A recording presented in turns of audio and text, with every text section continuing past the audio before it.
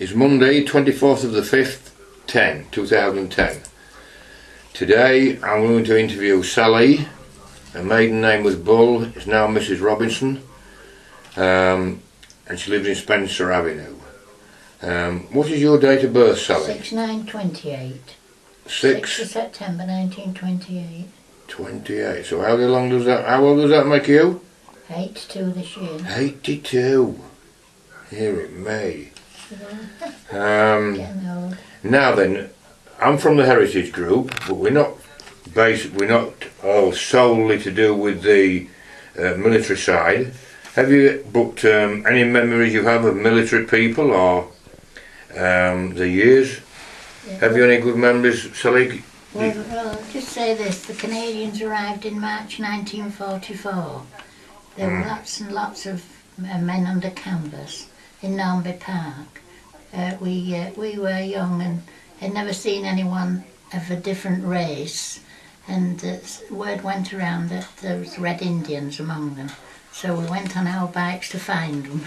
And this one we found, his name was Bob Gideon. We was all fascinated by him. We'd only seen Red Indians on the films. The streets were full of soldiers every night, and my sister and I were in bed with the window open. Soldiers shouting, "Anyone up there with your sister?" And Dad shouting, "Get in the bloody bed." There was the Hamilton Light Infantry. We used to know two special ones, Jerry and Bruce Till. They was from Hamilton, Ontario. Also, there was French-Canadian Harry Laborge. I went with him for a walk unknown to father, round the brickyards. Dad would have shot me, I was only 15. 3 weeks later they marched away. We was all upset when they went, and Audrey and I went to see them off. Lines and lines of men in khaki marched to the station, shouting, "Bye, sister, bye, bye." And after them came the tank regiment arrived, with the swimming tanks and ducks. We watched them from our bedroom windows. We're not supposed to watch, but when they were working we was curious. The barrier at the top of the hill, and no one would let us down there, and if they was working. And nobody on the hills, that was all fastened off. Remember big lines of tank transporters going down the hill. Mum made tea in jam jars, not enough cups for all who came to the door. A big line-up of men down our passage waiting for a drink. I remember they had cocoa matting on the ramp that the tank men used, but we were only allowed on there at certain times. Cocoa matting and wire. The soldiers was camped in Lowe's Field in tents, used our garden to get back way into the camp.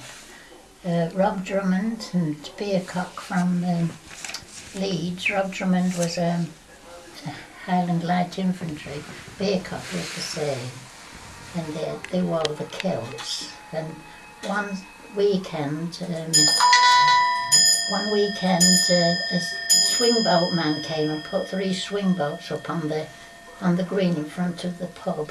And Audrey and I got on the swing boats with these 2 soldiers. And who's this Audrey? Audrey Gray. Oh, right. Matt Dade. Yeah, Audrey Thurston. Yeah, Thurston. Right. And they weren't allowed to wear anything under the kilt. Oh dear. So they was trying to hold on with one hand and hold the kilt down. And one of the military policemen, who was always on at the gate near the pub, he was Percy Pope. He was an unusual person, we used to think, and he held seances in the pub tea room and got in touch with the dead. Well, I never dare go because he got in touch with... He was a medium. Yeah. He was a medium. Grandma's who'd been dead years and I was always nervous. But my sister went and she says he had quite a few successful goings on there. And then this particular night, she said he'd got the windows blacked out and had persuaded Bertha Purscliffe, who was the neighbour just up the road, to go with them. And she said that we'd got the seance going lovely and all in hands on the table, and the table was moving, and then all of a sudden there was a huge bang on the window, and Preston Percival, the husband, shouted, "Where's my bloody tea?" And all the blackout stuff fell down. It would make me think that Percy was going to have us for Bertha. It really was. Yeah. Can you remember Preston? Can you remember Preston? Yeah, I He was can a remember. character, yeah. Yeah. There was also a Trent River patrol there. Yeah. But I think that was at the old jetty. I don't think it had anything to do with the ramp. There was two men from Grimsby on there called Johnny and what was the other one? What, there was on the jetties? Yeah, they was on the ship. They was always on the ship. Oh, right, Yeah. there was that And one. if anything happened, parachute came down, the boat had to go down. Yeah, that boat was more. Yeah. Oh, what did they call him who was on it? There was what was I saying? That would be that boat that was moored there 24/7. Yes. I've written it down. Now I think I know the Evelyn names ever so well. has told Pat that it was called the Dodger. Oh, was it? The Yeah. Dodger, she The boat was called the remembers. Dodger. Yeah. Oh, yeah, I remember she. Yeah. Yeah. What did they call that real tough man? It was the same name. We used to be on pictures. Oh. Oh, they was from Grimsby. There was only lads, too. Yeah. About 18, 19, 20 maybe. Yeah. But I don't know the name. Well, see if you remember me. Now, if I remember right, what about Rob Drummond? His nickname was Bulldog. Was he Yeah. your boyfriend? He was, yeah. I thought he was. Yeah, Rob Drummond was my boyfriend. He was from Glasgow, Port Shores, in Ireland. In the Island Light Infantry, same mob as John. Yeah, John, yeah.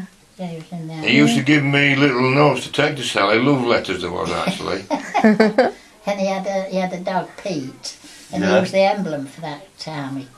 Right. And when Rob left, we got the dog. Oh, But I went to Glasgow with Rob to see. He lived in a tenement, and I'd never seen anything like that before. The bed came out of the wall. Yeah. yeah. But there was nice people. They Yeah. were clean, but that's the way they was. Lived on Pollock Shores. Yeah. Yeah. What else can I remember about Rob? He kept overstaying his leave, and cause my mum let him stop at our house a time or two, and when he didn't stop at our house, he went home to Glasgow, overstayed his leave, and he had to go in the glass house. He was in trouble Fetch then. him. Yeah, that was Rob. I've got a picture of him. I'll have to get it out. Yeah. Yeah. Yeah, I wasn't sure. I knew you used to go with him, and I thought, I wonder if Sally married him. Oh no. No. No, I was only 16 then. Yeah. Yeah, I was thinking what else. Yeah. I've got this down here when we used to go around on our bikes because there used to be a big gun on Sawcliffe Hill, an anti-aircraft gun, and there used to be one on that hill to Winton, and there was one at West Holm. Yeah. One was a searchlight, but I can't remember which one was which. Yeah. But Audrey and I used to go around our bikes and chat around the Yeah. soldiers. They manned at night. In daylight, you don't go out at dark. We weren't allowed out at dark. But we just had one excuse if we could get out at dark, and they had a big corp there, and they had something upstairs there. They used to teach you about the corp. Well, we told my dad we was going there. So we wanted to learn about how the corp worked. Right. And we used to go down the avenue and meet the soldiers coming off from Norby Hall. Yeah, they only laughed and messed around, you know. It was only, Yeah. it was daft. Yeah. Yes,